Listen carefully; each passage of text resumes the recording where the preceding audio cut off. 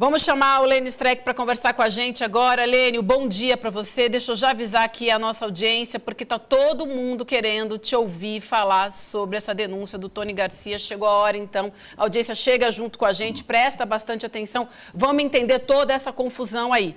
Bom, ele foi entrevistado no 247, empresário e ex-deputado estadual. Fez várias acusações ao Moro e a procuradores de Curitiba. Entre as acusações, ele diz que desembargadores do TRF-4 do Rio Grande do Sul foram chantageados depois de participar de uma, abre aspas, festa da cueca com garotas de programa em Curitiba, no Paraná. Já na CNN, o que ele disse foi que Moro agiu para tentar tirar o Eduardo Apio, o juiz Eduardo Apio, da Lava Jato.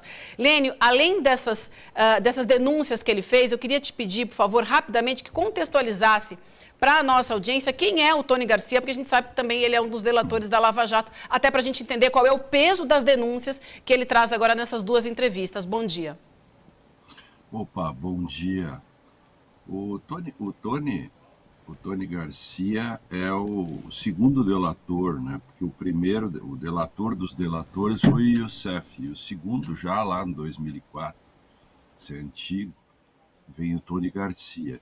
O Tony Garcia é um dos patamares iniciais, né? Ele é a tartaruga que carrega o mundo, e ele destruiu muita gente, né? Eu conheço empresários que foram delatados pelo Tony Garcia, que contra esses empresários mudou a família deles, empresários que foram presos.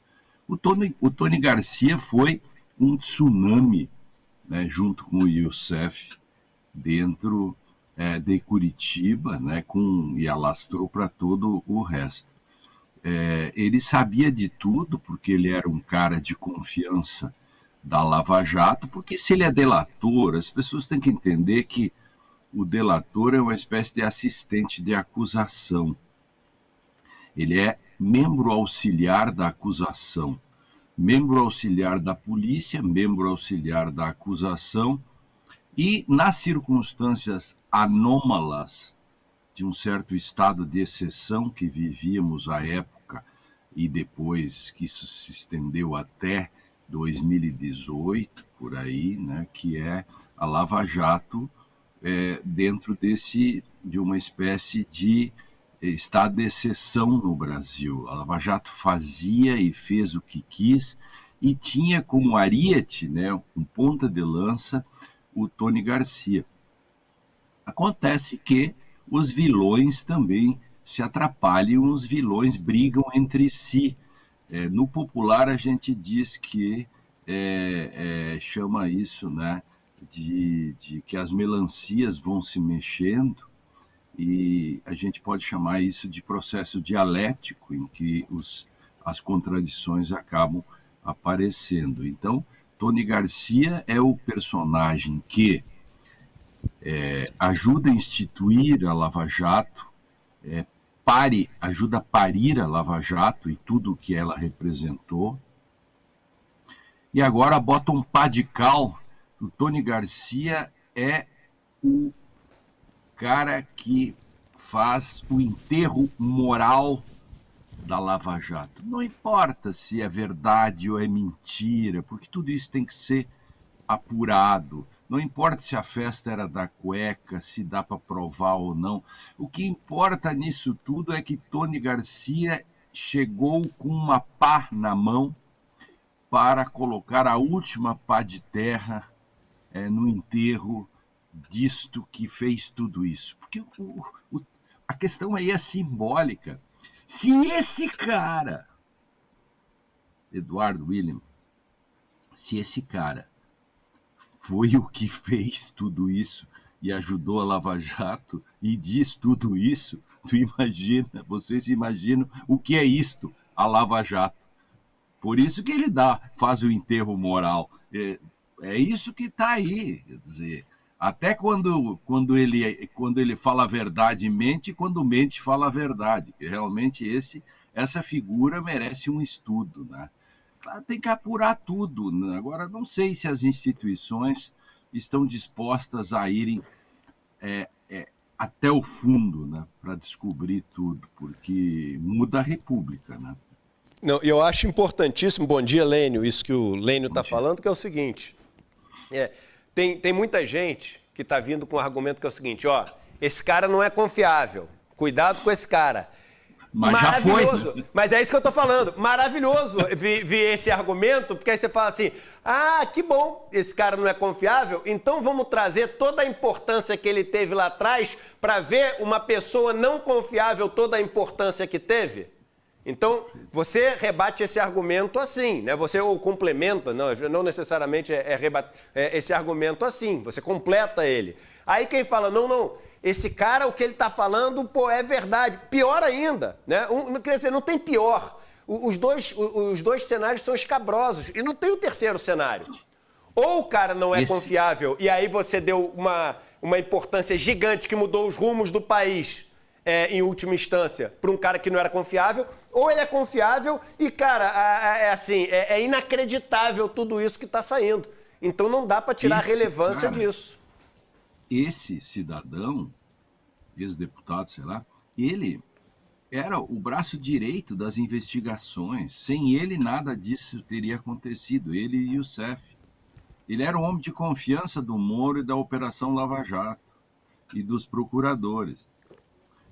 Então, agora imagine o seguinte, se alguém hoje, como diz o Sérgio Moro, este é um criminoso e não sei o quê, mas ele ia lá gravar as coisas, todo mundo sabe disso. Eu sou testemunho dessa história, de certo modo, não posso falar sobre o caso, mas eu fui advogado de um empresário que foi vítima desse mesmo cidadão, esse Tony Garcia. Agora, o Tony Garcia traz elementos exatamente por ele ter sido tão importante na Lava Jato.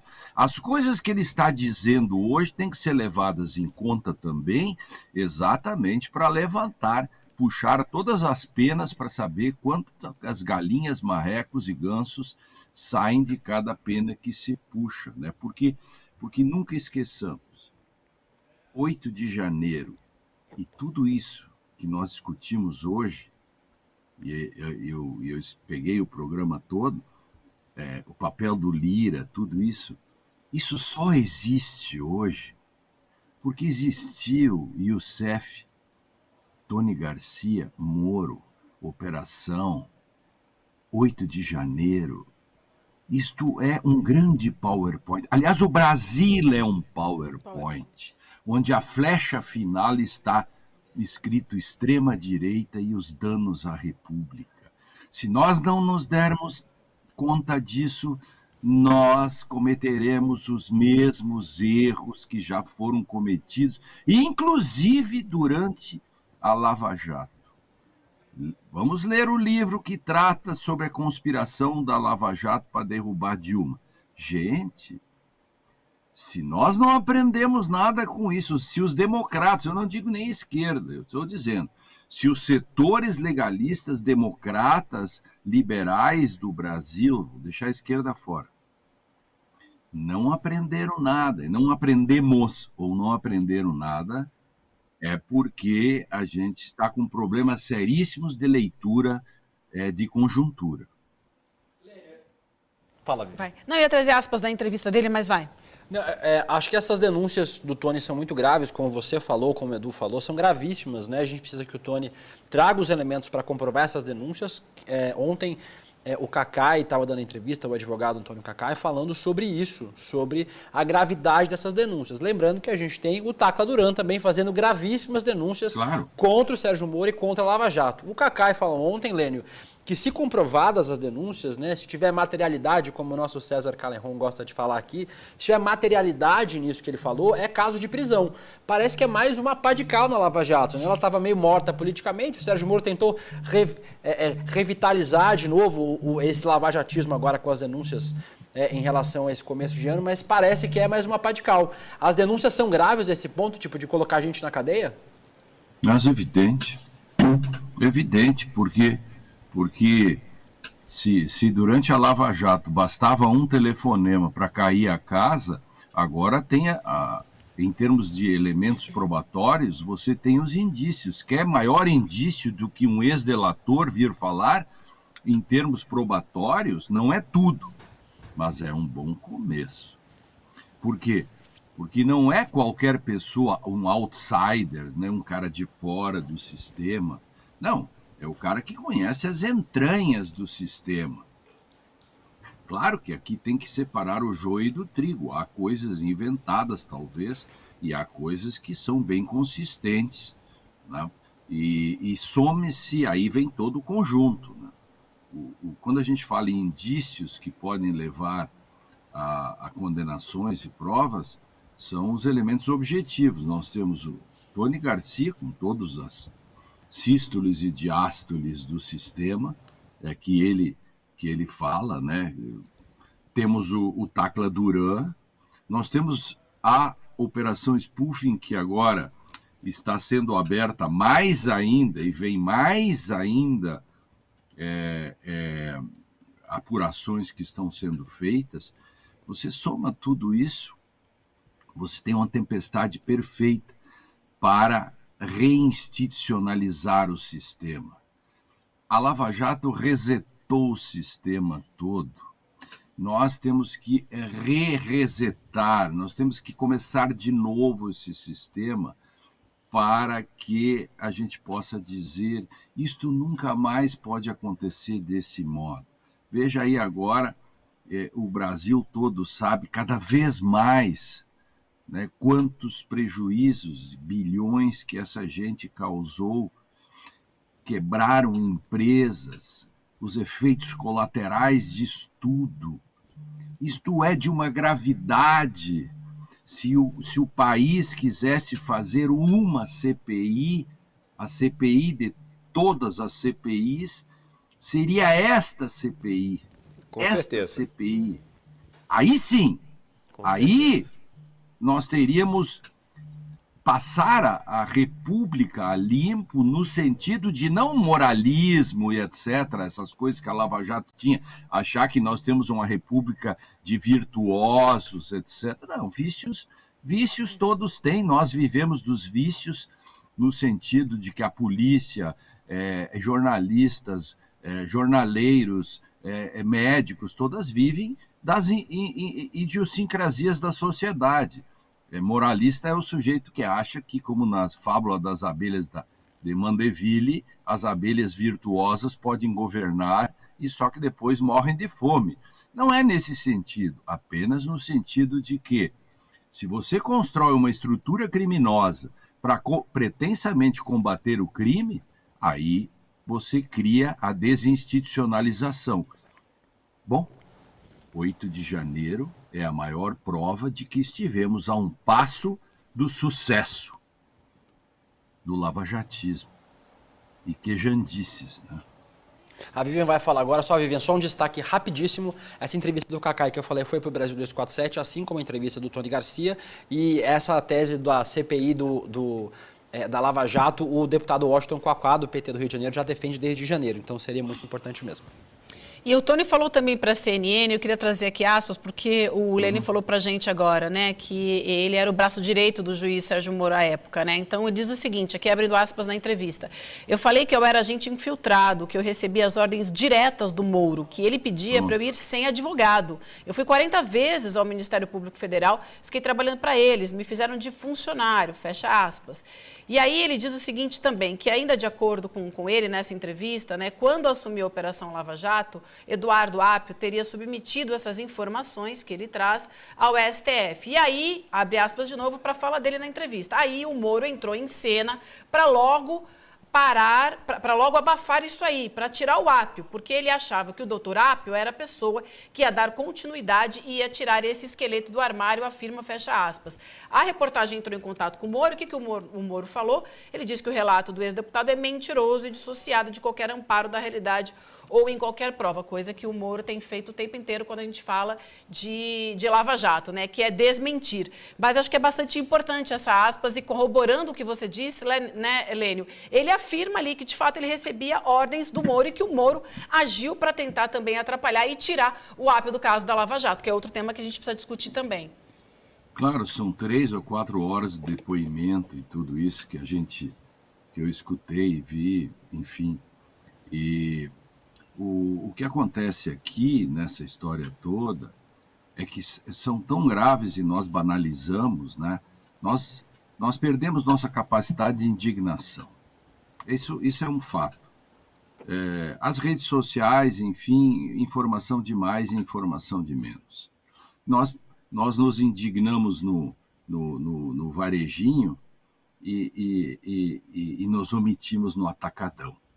Nós não temos nem atacarejo em termos de indignação no Brasil. Falta um atacarejo de indignação, no mínimo, para misturar um pouco o varejo com o atacado. Eu fico imaginando, Eduardo Moreira, um caso como esse, quando chega um delator e disse: eu fui 40 vezes no Ministério Público sem advogado. Isto é crime. Crime. O Ministério Público nunca podia ter feito isso do modo como fez. Eu fico imaginando José Paulo Bisol, o senador José Paulo Bisol, pegando o papel assim, na tribuna, com aquela verve dele, parava a República para falar coisas. Faltam senadores e parlamentares que debulham isso, porque hoje, neste reino infesto de informações, nós temos pouco conhecimento, pouco saber e pouca sabedoria. Tudo se dilui. Vamos desindexar esta parte que foi apresentada agora aqui.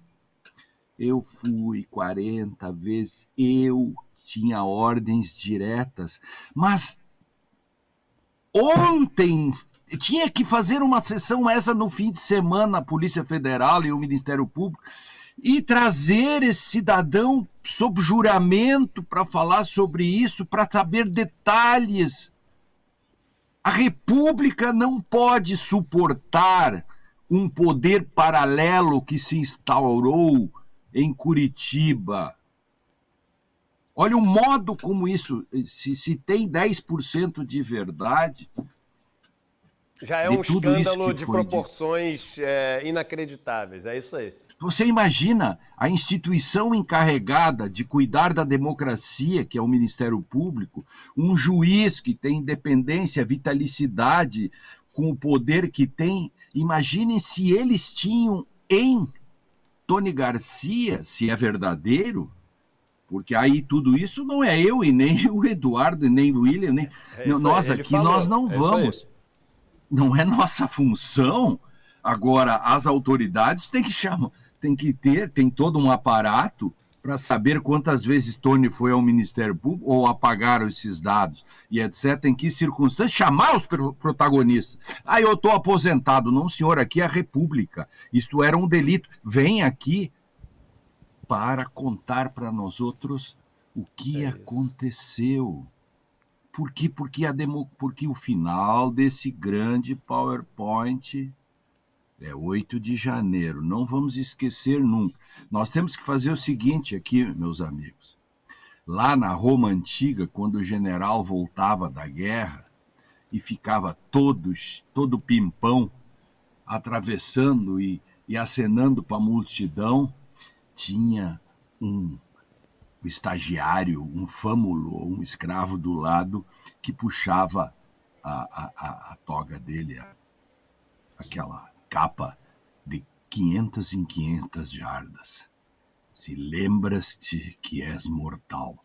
Nós temos que ter um grilo falante que nos diga ou nos puxe a roupa dizendo: lembras-te de 8 de janeiro, lembras-te de 8 de janeiro, lembras-te o que levou ao 8 de janeiro. Perfeito, Lênio, perfeito. E é isso aí, o cara levantou a bola, agora tem que averiguar que se 10% for verdade, tem que chamar todo mundo, vamos ouvir as versões. Qual a versão da turma da cueca? Inclusive isso que ele delatou. Inclusive isso que ele delatou. Por exemplo, os empresários e as pessoas que foram para a cadeia por causa dele, Isso. Isso era verdadeiro ou era falso? Perfeito. Beto Richa, que ele fez com o que fizeram com Beto Richa. Tiraram o mandato do Beto Richa, prenderam o Beto Richa, humilharam a mulher do Beto Richa. Toda essa história torpe da República, a humilhação o fim da carreira política e pessoal, e da vida pessoal. Da carreira política e da vida pessoal. E a humilhação à família, eu sou testemunha, eu sei disto. O que fizeram? Isto tudo tem que cobrar. Ou você delatou, e este caso, e este aquele, e quem? Quem mais você sabe? É isso que tem que ser feito. Eu agora tenho, de 1 a 100, eu tenho mais 99% de percentual de curiosidade a descoberto.